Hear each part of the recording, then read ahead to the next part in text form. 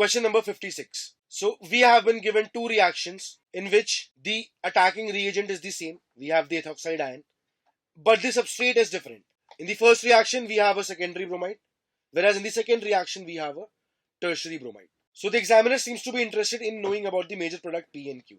So students, we know that this ethoxide ion, ETO minus, when it is allowed to react with secondary or a tertiary halide, it prefers to give elimination. So the elimination step happens majorly, which leads to the formation of an alkene as the major product. So in both these reactions, we'll have the formation of alkenes. So the product P is propene,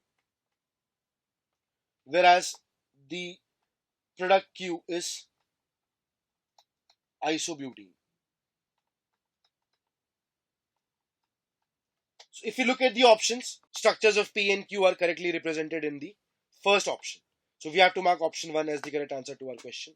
Let us look at the next question now. In question number 57, the examiner talks about the periodic oxidation of glycerol. So students, it is a very easy question.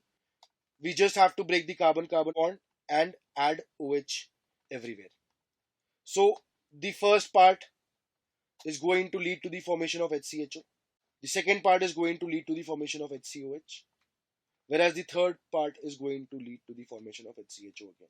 So students, formaldehyde and formic acid will be formed in this case. So the examiner seems to be interested in the product which is not formed in the reaction. So the structure given in option 3 is not formed in this reaction, and we have to mark option 3 as the correct answer to question number 57.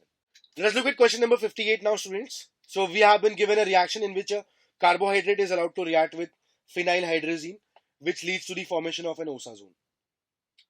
The examiner seems to be interested in knowing about the number of moles of phenylhydrazine which is required in the above conversion. So students, we can see that there is requirement of 3 moles of phenylhydrazine. So the first mole can add to this aldehyde directly. And for the addition of the second mole of phenylhydrazine, there has to be oxidation of this indicated alcohol group. So the second mole will oxidize this alcohol into a carbonyl compound. And then the third mole will come and join to this carbonyl compound and lead to the formation of an osazone.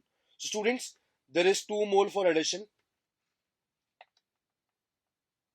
And then there is requirement of 1 another mole for oxidation of the alcohol into carbonyl compound. So students, we can see that there is a requirement of a total of 3 moles of phenylhydrazine to carry out the conversion which is mentioned above. So students, we have to mark option 3 as the correct answer to our question. Let us look at question number 59 now. In the given sequence of reaction, we have cyclohexyl alcohol on reaction with concentrated H2SO4, it forms A.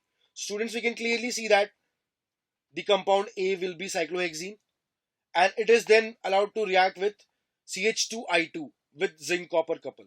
So this CH2I2 on reaction with zinc copper couple, it leads to the formation of carbene, and this carbene just adds to this alkene, leading to the formation of cyclopropene.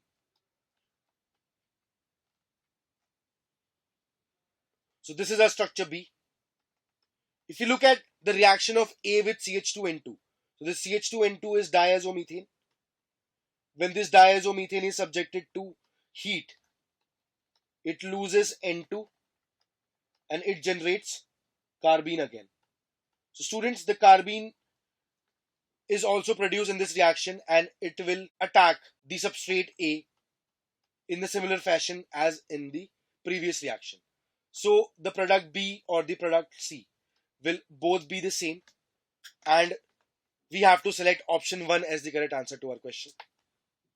Let us look at the last question in the test, students. Question number 60. Compound X is obtained by Gabriel phthalimide synthesis and it gives offensive smell when heated with CHCl3 and KOH. So students, the compound X, it gives a positive carbylamine test. So the carbylamine test is given by 1 degree amines. So the compound X has to be a primary amine. So we can eliminate option 1 and option 3 directly. Now students, we have to use the information that the compound is obtained by Gabriel thalamide synthesis. So students, we can clearly eliminate aniline as well, as aniline cannot be prepared by the Gabriel thalamide synthesis. So students, we have to mark benzylamine as the correct answer to our question. So the correct answer to question number 60 is option 4. So this is it for today, guys. I hope the solutions were clear to you. Thank you.